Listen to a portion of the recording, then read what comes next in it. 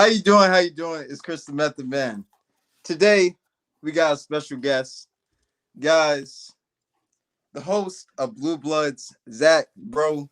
Thank you. It's an honor, a blessing. Thank you, bro. Oh no, man. Listen, like I told you before the show, man, I always love jumping on other shows, man. Thank you for reaching out to me and getting this scheduled up, man. I'm looking forward to it. All right, man. Well, we're gonna get started. So, how did you get started with? What was your inspiration for starting this college football podcast? Oh man, that goes a while back. So me and actually like one of my best friends since like about the fourth grade, Brandon. Actually, we talked about it all through high school, but both of us were busy. We ended up going to different colleges, and we kind of came together kind of after we got everything rolling, and was like, man, let's just run with the idea. And so like it really came together. I would say extremely fast. Like we pulled like a stock photo of a football and just wrote the Blue Bloods on top of it. And we posted like it went from like talking about the idea to posting our first episode in like a 24-hour period. I mean, it was just Oh like wow! flying through it, man. And like I remember like so now I got the whole setup. We do video on YouTube, everything. Like it started out just us on the phone, like recording through like Skype and like talking on the cell phone, breaking down games. And our first episode, man, I'll never forget, was an hour of us like no segments, no intro, nothing. It was just like, here are 6 games we want to preview and just ratted off like a bunch of stats and predictions. And it was like week 1 of the season, like 2 or 3 years ago. And man, like we went from getting like 1 view an episode to now, being what we are. And then my co-host Brandon stepped away because he got married and he had to start a real life. But I kind of kept it going just myself, man. But it'll always be me and Brandon as the Blue Bloods, man. And we've come a long way. But it was a high school idea that we put it together Yeah, in 24 hours. And if you would have told me 3 years later we'd still be doing it and we'd have over like 2,000 subscribers and things like that, man, I probably would have told you that you were a liar. So I can't believe it turned into what it did. yeah. Hey, man. It's good and great to have goals, man. Like Mhm. even before you start, like sometimes like I guess like even back here, like I'll have like a list or something like that. And, like it'll have like a list what I want to be as a person, and then what are my goals. So You know, it says successful podcaster. So I can say it, but I got to put in the work, like yeah. late nights, everything else, make sacrifices. You know, so it's I don't, like I, I don't, I don't think a lot of people understand, man. Like, I mean, you have a channel, so you do, but like, some people will be like, man, y'all are just making videos. It looks so fun. Like, y'all aren't doing anything. And it's like, man, if you knew the prep and the editing and the making a thumbnail and the reaching out to guests and getting everything scheduled, I was yeah, like, man, it's way more work than people actually think, man. yes, man. Sometimes it's like sometimes you gotta take a break sometimes because like, man, hold up. Yeah, I got a dream, but then I was like, I can't stress myself out, Like Exactly. like the first time like that you do a video, you probably have like 10 people. Okay. That's okay. But then it's like when it gets up to like the hundreds, then I was like, man, let me keep going with this. Let me, you know, just stuff like that. Yeah, and I mean, when we first started, like, I remember, talking to, one of my parents about it. I was like, man, like, I don't care if we have 5 people that listen religiously. Like, I want to give like my 110% effort to those like 5 to 10 people that like are going to listen to us every week and like that rock with us enough to tune into our episode to take like, our episodes used to be an hour to an hour and a half. We released them twice a week and now it's shifted into like every day of the week. But if you took Mm. an hour of your time to listen, I don't care if we were getting 2 listens, man. You were going to get all the info you could in that hour and a half. And like that's my advice because I've had friends and other people be like, man, so what's your advice to start a podcast? And I was like, don't even look at the listens for like the first year because it doesn't matter because Mm. and I talked to a radio guy about it when we were like brand new, and I was like, man, we're not getting a lot of traction. We're only getting like 15, like fifth, I think at that time was like 15 listens an episode was like the highest we ever gotten. And I was like, it just don't seem worth it. And he was like, but what you don't see is the reps. And so what I say to like, other people starting the podcast is after you hit about like your 50th episode, like 30th to 50th, listen to the new one, go back and listen to it, and then go back and listen to the first one. And that really puts into like the perspective of how much better you're getting. Like just like in sports, just like in business, like the mental reps and the actual reps of coming on here and doing, because I call it public speaking because it really is, because we're live right now. So it's in front of people, even though we're not physically in front of them. So talking in front of people, the delivery, the preparation, the thumbnails, everything's going to get better. And so, man, I do that every once in a while to just put it in perspective for myself, is go back and listen to my first episode and be like, okay, I don't care how many listens I got. I see my progression as like as a content creator. And that really keeps me motivated. Huh. Man, bro, I was about to ask you one of those questions, bro, but man, hey, man, that's good, bro. I guess like what keeps me motivated is my grandmother. So here's the story. So like back in the 90s, like she had cancer. Thank God she's alive. So but she because of the cancer she became blind. So but every day she has a smile on her face. And every day I just want to make her happy and just, she brings the joy in me. So it's like that's really what my motivation is. Like, yeah. I mean, that's a way more like touching story than what I had, man. I feel like that's something real. And also, I mean, it's really cool that she can like listen to you, even though everything like her vision got taken from her. Man, that's an awesome story, man. That's awesome. Man, appreciate it, man. Appreciate it. So we're gonna talk about the transfer portal, right? So what team or what player like who had like a bad season this year, but you want to see them succeed wherever team that they go to? So they had to have a bad season. Ooh, I mean, that's tough because they don't. Okay, so a kid in the transfer portal I really am rooting for, and I made a video on him.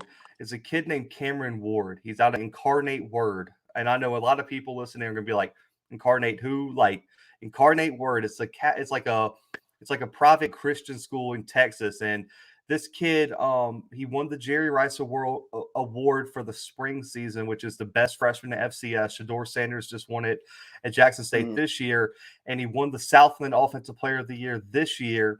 And Incarnate Word, he threw for like 4,700 yards, 40 touchdowns, and in just in 16 games, man, he's the school leader in passing touchdowns and passing yards, and led them to their first playoff appearance this year, in which they won the first round, and they came within one play of beating Sam Houston in the second round. He's in the transfer portal, and he was a kid that coming out of high school, man, he was in an offense that ran the wing T, which is that triple option offense. So he didn't have any offers coming out of high school because the coaches didn't have any film on him throwing. So his only offers were Texas Southern and Incarnate Word. Now he's the second highest rated quarterback in the transfer portal behind Quinn Ewers, who was a generational talent coming out of Texas. Yeah. So he's above Bo Nix. He's above Dylan Gabriel. He's above all those top-notch quarterbacks. Spencer Rattler, a former 5-star. He's getting looked at by Auburn, Ole Miss, Florida, and like getting all these D1 offers. The reason he transferred is his head coach took the offensive coordinator job at Washington State, so they're looking at him. So to see a kid that really and truly didn't have an opportunity to be great coming out of high school, take an opportunity like an Incarnate Word and harness it and set records, man. And now he's getting to reap his awards for the last few years of his college career. I love the story. He's one of my favorite players to watch. And so Cameron Ward is a player in the transfer portal, man, that I feel like attached to, man. I'm like, I need this guy to succeed. And also being an Auburn alum, I would love to see him in the orange and blue, man. That would make my entire year to see him commit to Auburn. Oh, wow. Man, okay, so like while I was watching, like with Bo Nix, right? He had like with his career at Auburn, I think he did like better at the end. Cause I think like earlier, he was it wasn't pretty. you know. But I He had heard his that he's moments, going to man. He had Oregon. his moments. Yeah. Man, but I heard that he's going to Oregon, but I was like, man, I made like a reel like on my Instagram about man, LSU make the right decision and get Bo Nix because what's his name? Walker Howard, the young man from Saint something. And Yeah, but in Louisiana. yeah, but I think like having like a veteran player to coach up Walker because the SEC is different from high school, no matter what size you are or like. But I think like the reason that I said that LSU needs Bo Nix so that he can be a mentor to Walker, and then Walker can be ready, redshirt, and then that's what I was thinking about it. But hey, Oregon, I guess, is better. I think the thing with LSU was with the coaching staff change. I don't know how Bo Nix would have fit as I don't one LSU didn't have an offensive coordinator hired at the time, so I don't think Mm, Nix wanted to take that chance because if you remember, Nix played with like 3 or 4 different offensive coordinators at Auburn. So I don't think he wanted to do it again because if he wanted another offensive coordinator, he could have just stayed at Auburn and played with the new guy they just hired in Austin Davis. So yeah. what played him up for Oregon is they hired Dan Lanning to replace Mario Cristobal, who went to Miami. They hired Mm-hmm. Kenny Dillingham, who was the offensive coordinator at Florida State. But before that, he was Bo Nix's first offensive coordinator at Auburn in 2019. So they had a great relationship. A lot of people thought that was the offense he fit best in. So Nix was going to go where Dillingham went. Regardless, when Lanning hired him to be the Oregon offensive coordinator, Nix committed within 3 days. And so his relationship with Kenny Dillingham ultimately played a large role in why he went to Oregon. And on top of that, it's going to be an interesting QB battle, man. I don't know how many people remember, they have a 5-star as the backup up there, and Todd Thompson, who is the highest rated QB recruit over Marcus Mariota in Oregon history. Oh wow. 6'5", 6'6" kid, threw for over 10,000 yards in Arizona high school football, man. The kid's a stud. It's going to be one heck of a QB battle. And the funny part is he also wears number 10. So it's going to be a battle for the jersey and the starting QB role. Oh no, man! I think Bo should get like what's next? Maybe like 20. That's Yeah. I mean, hey, 10 plus 10 is 20. So Exactly. so I don't know. Maybe Todd Thompson will shift it. I don't know. And then also, if he loses the QB battle, I mean, maybe he transfers. I mean, in today's college football, there's so much player movement, and also Todd Thompson committed. Oregon was his dream school, but when you commit to an entire coaching staff that ultimately leaves, Todd Thompson could be on the move very soon too. So you never know. mm, okay.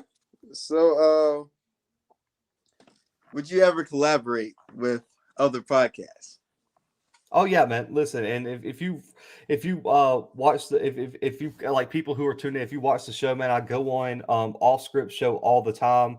Scotty, who's one of the biggest HBCU calling shows on YouTube, man, that dude is a workhorse, man. I mean, on something else, and the way he Yeah. delivers his content is on a whole nother level too. I've went on the Black College Sports Network with BJ Jones before, man. I love those guys over there. BJ does good things. Right before I jumped on here, I was actually in his Twitter Spaces talking about Oh the wow. Celebration Bowl, and then also I'd always be open. I mean, I've done a roundtable with CFL, HBCU Spotlight, and I've had a bunch of different people on my show across the country because this off season to supplement content, we did a conference in so many days. So in February, it was the ACC. So it was the ACC in 28 days. Then it was, the Big Ten in March. So it was, the Big Ten in 31 days and et cetera. And I had someone come on and, talk about every team. And some of them were podcasters. They could be sports writers. So I'm always down for collaboration, man. I always feel like doing an episode with a guest, it really puts me back in my element because ultimately I did start this with a co-host. So I love collaborating, man. And also it's a good way to experiment too, because I can see how, a Scotty or a CFL or how you guys, deliver your interviews, deliver your Yeah. questions, deliver your segues and things like that. And I think ultimately we're all trying to get to one place, man. And I think it's always great to collaborate because it inspires new Yeah. ideas, and also a little bit of friendly competition never hurts too, man. Because you never want to be, the weak link in any collaboration. I mean, everyone's been that in a group project in like middle school or high school, and you're the weak link, and you're like, man, I feel really bad. Like I can't contribute anything. I didn't pay attention in class. So you never want to Yeah. feel like that in collaboration. So I think it adds a little bit of extra motivation too. Huh. Okay. So we got a little competition. So what do you think about the future of Blue Bloods? Like where do you see yourself like nationally? I'm talking about you as a commentator on ESPN. I don't know, ABC. I don't know, bro. But where you Oh man. what do you think about that? That's a long way away. So I'm finishing up my master's right now, actually, because I'm looking into a career change. So I got to finish my master's this semester. Graduating and defending this month, actually. So after that, I'm enrolling in Auburn next summer to get a bachelor's in sports media and kind of pursue that lane. And I mean, listen. You never know, and I would never say never. I guess you would have to say, even though as cliche as it might sound, if I get an offer, man, listen, I'm not going to turn it down. That's what I Now, ultimately want to do, is be a sportscaster. But I will say this: the Blue Bloods will always be my thing. It's always going to be independent. I'm never going to take the Blue Bloods and put it on a network. In my opinion, I'll have my own show on a network or whatever, but the Blue Bloods will kind of always be my thing, where I can be yeah, independent and experiment with my ideas. And if I yeah, ultimately do go somewhere and make it big or something like that, we can create a new show. Like it can be it can be the Zach show, the McKinnell, whatever you want to call it. But it's not going to yeah, be the Blue Bloods, because that's going to be my thing on YouTube, man. And it's gonna be like my side thing for right now. yeah. Side hustle, extra income, Oh yeah, for sure. But yeah, I can't sell it out. I can't sell out. I can't sell out the Blue Bloods, man. I built, me Uh, and Brandon built that thing up from one view to what it is now. Like, no way I can I say that, but I mean, if I got to offer like, like a Joe Rogan or something like that, maybe Spotify can come calling, because I'm at $100 million is a lot of money. But yeah, ultimately, realistically, I can't ever see myself getting rid of it, man. yeah. I mean, bro, like with this podcast, it's me, it's Chris. So it's like, excuse me, like I'm not gonna like sell it to nobody. I'm gonna bring like collaborators, to talk about, I guess, issues going on in the world, sports, stuff like that. But you're not taking my show. I might do it with one of my homies, So I have my friend Destin. I went to high school with them. We're starting the podcast, so I'm excited, So I don't know what's gonna happen next. So yeah. But that's the thing, man. As long as it keeps going in a direction that like you feel comfortable in, man, it's gonna grow. And that's what I always told myself, even as we were, kind of building it up. Is like, I mean, because the number one thing I was always confident in is, even when we didn't have a lot of listeners, I was like, okay, we're getting better, and we have a good show, and you have a Yeah. good show, and there's a lot of people on YouTube who just haven't exploded or that one listen, because there's always that one person or group that hears it, and then things start to kind of flow. Once that happens, man, I think there's a lot of people who I know they're going to blow up, as long as as long as you're delivering good content, man. For me, that's all that mattered. Yeah. Because I mean, hey, a lot of people gonna hate, It, like that's what the world true, is. They're gonna hate. So exactly. it's like I stopped caring like what other people think, because if I like it, then it's like it, it doesn't matter what opinions that you think about me. So what do you think about the FCS you know playoffs, I guess? Oh man, it was one heck of a year, in my opinion, man. I mean, you got some great matchups. I mean, the fact that we got a James Madison, North Dakota State in the semifinals was just outrageous, in my opinion. And then on top of that, we saw that Incarnate Word Sam Houston game do crazy numbers. You had Eastern Washington, Montana, Montana, James Madison, Montana State, man, is just a storyline that I can't get enough of. I mean, their starting quarterback, man, enters the transfer portal 3 days before their first round game or their first game in the playoffs. They take a backup quarterback, and he's the MVP of the playoffs, and they find themselves in the championship game. I mean, Yeah, that's us. it cannot get better. You can't have a better story than that. And then your middle linebacker for Montana State is a former quarterback, running back who has flipped to linebacker and now is the favorite for the Buck Buchanan Award for the best defensive player in the country. Like Oh wow. Montana State is just mind blowing me. And then on top of that, their coach is a former North Dakota State head coach, and they're playing North Dakota State in the national championship, who is the ultimate perennial dynasty in Yeah. football. I mean, you can bring up Alabama, the Patriots. North Dakota State has been extremely, it's like 8 national championships in 10 years. Unfair. And really and truly. So I think ultimately the playoffs this year have been outstanding. South Dakota State made a strong run with Chris Duncan, who transferred in. Yeah. They almost made a second appearance to Frisco. And then on top of that, you saw some huge upsets, some great performances, and ultimately, man, I think the year as a whole for FCS was good. We saw TV ratings skyrocket. We've seen interest skyrocket. And there's a lot of good players who got a lot of shine. You look at a Cameron Ward, you look at a Eric Barrier, a Cole Kelly, a Quay Mhm. Holmes, a Pierre Strong, a Shador Sanders, an Akil Glass. Like there were so many players that got a lot of shine. Cole Johnson and James Madison. Ultimately, man, great year for the FCS playoffs. And I can't wait to be in Frisco for the national championship in January 8th. Yeah. That's another question, bro. The national championship. So we got Michigan. Talk about talk about like Cincinnati, because Cincinnati is the underdog, and I really want to see them do well. Yeah. For me, Matt, listen, I don't think Cincinnati will win the national title, but I've been a staunch, Cincinnati supporter on my show. I would Yeah. give anything in the world to see. I will root for Cincinnati come, the I believe it's New Year's Eve, those games are, but I'm just pumped to see them. And listen, if Cincinnati can beat Alabama, you're talking about an upset. I mean, as crazy as it sounds, I mean, it might be a more famous upset than Appalachian State over Michigan, really and truly, because even though Appalachian State was an FCS team, nobody is giving Cincinnati a fighting shot unless you're Luke Fickell in that squad in the building in Nippert Stadium. There's nobody else in the country who really thinks Cincinnati is going to win that game. Desmond Ritter, the winningest quarterback in FCS right now, or FBS right now. You got an Alabama transfer running back in Jerome Ford. Ahmad Sauce Gardner at corner is a stud. Kobe Bryant at the other corner. That's Kobe with a C. I mean, Yeah. and he's a baller. And then you got Derek Forrest at safety. That team is complete, man. That's not a typical group of five team.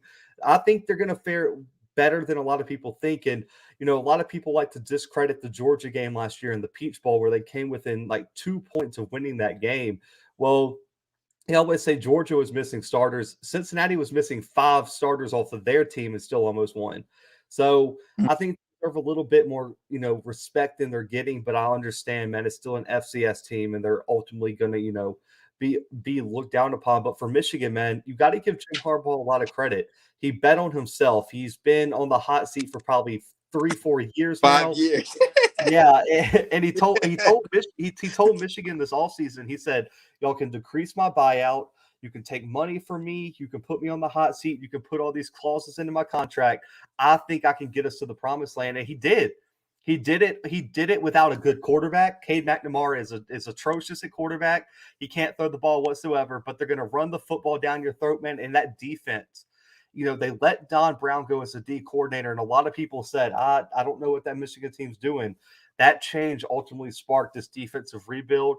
Aiden Hutchinson, David Ajabo off the edge have been just demons off the edge, man. Just home records on those edge spots. So ultimately, man, Michigan and Cincinnati might be underdogs, but I don't think you can count them out at all because they are very, very talented teams and both well coached.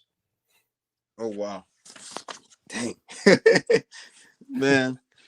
So we're gonna talk about HBCUs, bro. So I think like for me, I think the HBCUs need a playoff because the Celebration Bowl, that's not it. you know. So talk to me about, do you think like HBCUs need a playoff, or you just, no, I'm talking about the SEAC, I'm talking about the, I don't know, the SWAC, MEAC.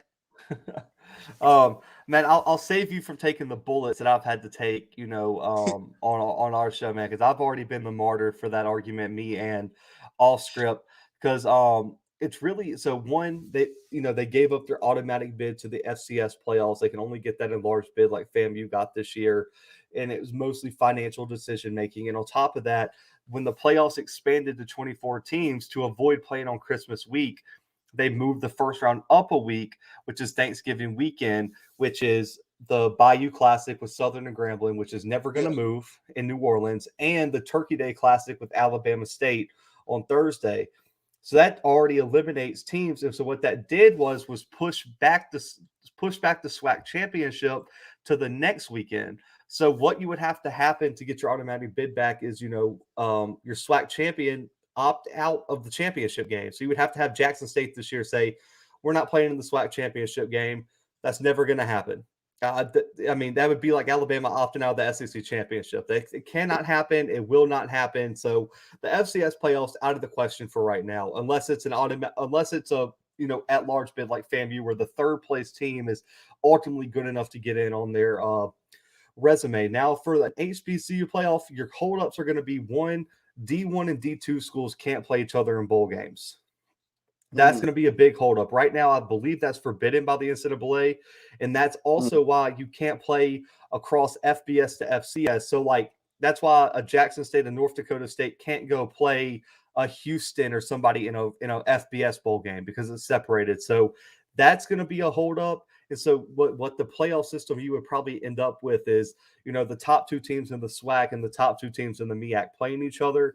And I've been told this week, because I asked one of my subscribers who is he has a lot of SWAC hours. We'll say that he's been in the HBCU realm for a while. His whole family is Jackson State alums. He's a FAMU alum, and I asked him oh, wow. about it, and he just said it's not going to work due to the fact that the SWAC championship's so late, and on top of that, the financial considerations wouldn't be there. So it would be a great idea. I agree with. I think it's needed, especially after all the media coverage of, I think Bowie State claimed the national title this year. I think FAMU claimed the national title this year. South Carolina State claimed the national title this year. And I wouldn't be surprised if Jackson State did. So you got 4 HBCU national champions who are claiming they're the HBCU national champions this year. And that's just not a great look.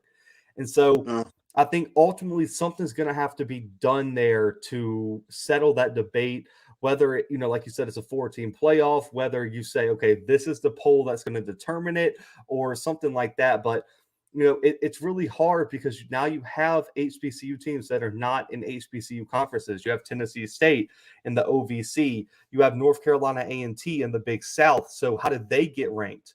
And mm, so there's a lot of red tape you got to cross first, but it looks like we're a long way away from ever having a playoff based on the information I got. So I'll save you all the angry SPAC fans and stuff coming at you with that. But yeah. it's a long way away, but it's a good idea. But right now it looks like a pipe dream right now for the SPAC and the rest of the HBCU conferences. Okay. That's good to know. Hey, if something that I become like the HBCU commissioner, bet I'm gonna change Yeah, that real quick. exactly. Yeah. So, what do you think about like,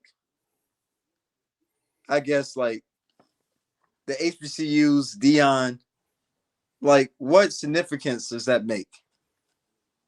Man, I mean, I don't even know if you can really quantify the significance it made. I mean, you're looking at I would say the exposure that he's already bringing to not just Jackson State, but just HBCUs in general. I mean, man, to put it in, I mean, they just landed the number 1 recruit in the country, not a 5-star, not the number one corner, not the number one whatever. The best high school player in the country is going to Jackson State next year. Like I don't I no one ever thought that was going to happen. It probably was never going to happen unless something like this happened.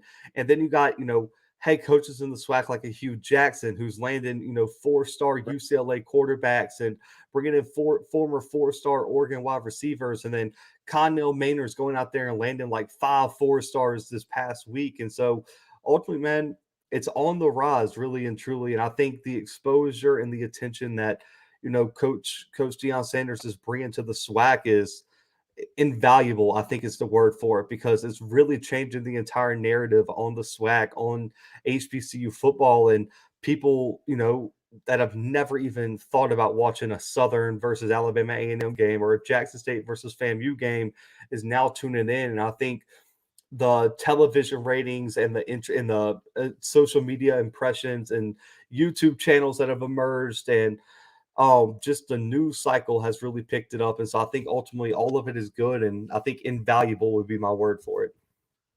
Huh.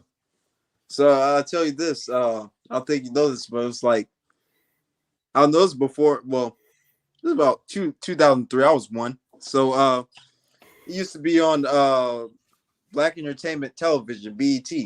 So it's like we had some exposure, but we weren't like known. Like the whole world didn't know us. Mm-hmm. And then it's like now with like social media and stuff like that, there's more exposure, yep. And it's like, how did we know that there were HBCUs? Like that kind of shocked me that there were people that, because I mean, yes, like I'm a white guy and everything like that, and I get that all the time. But like I was raised in Mobile, Alabama, so from my high school and also just being raised in the South, like I knew about Tuskegee, I knew about Stillman, I knew about Alabama A&M, I knew about Alabama State. I went to Auburn. Tuskegee is like a 15-minute drive from the Auburn campus, and Alabama State is on I-85 right there. Like you can just get off on I-85, and Alabama State Stadium is off of I-85. And then on top of that, when I was younger, like I was just a football guy, so I watched the Grambling Celebration Bowl win. I remember watching Southern play sometimes. I thought their uniforms were like the dopest uniforms in college football at one point when I was younger. They have the cleanest color coordination of all time. So the fact that people didn't know, it kind of shocked me. But then at the same time, I've talked to some people in the North and people who weren't raised in like the Southern culture. Like it's different because they knew about HBCUs, but they knew about Howard and some of the other, more Northern HBCUs, but they didn't understand about the SWAC and things like that. But that did shock me that people just didn't know about HBCUs in general, because even as like me growing up in the South, like I knew about it. I didn't know the importance of it, and like I didn't understand what it really meant till I got a bit older. But I at least knew about Southern and Grambling and like all the different colleges, because like I knew people who went there. So that I agree with you. It was a little bit shocking that was a thing. Yeah, I mean, back in the day when I was like, I don't know, 1 or 2, I used to go to the Southern games because I go to Southern student. Mm-hmm. So it's like back in the day, their colors were raw, bro. They were raw. I always used to play with them on the NCAA when they had the FCS teams on there. Always was like I used to pick Southern sometimes just because they had the coolest like uniform options on any. It was crazy. Yeah, man, but it's like I don't know. Like I like today's colors, but then it's like nah, like the gray and stuff like that. It's too much. Like go back to. Just have like that one specific game. It could be Grambling. Go back to those dark blue helmets because that was nice. That might not have been our school colors. Who cares? It looked nice. So everyone wants to be Oregon now. Everybody wants to be Oregon with like 1,900 different uniform combinations. It's crazy, man. It is crazy. But bro, I thank you for coming on to my show, man. It was a blessing. It was fun, bro. And man, bro, I'm gonna give you my number. Anytime you want to come on the show, bro, and collaborate, talk about sports, man, give me a holler, bro. And Always, man. Time, listen, man. I always, and especially now that I'm graduating, my schedule is going to be real nice and clear. So just whenever, man, hit me up. Always down to come on, man. I'm never turning down anybody, man. Because I remember when I was like, I always felt like so bad. I still have like old, like unread text messages and like IG posts that I sent to people. I'm like, oh, so like I wasn't good enough for real. And I always told myself like any appearance, man, I'm taking. Like I don't care if it's a podcast on politics, like any, like it don't have to be football. Like I'm taking it. Like we're collaborating, man. So yeah, anytime, man, anytime. All right, man. I'll see you later, man. All right. Yeah, later, man. All right. Guys, that was Zach from BlueBloods, man. Humble dude, man. Fun person to talk to, man. That was a blessing. So, yeah. Love you guys. Y'all stay blessed. And this is the Chris the Method Man podcast. I'm a holla. Goodbye.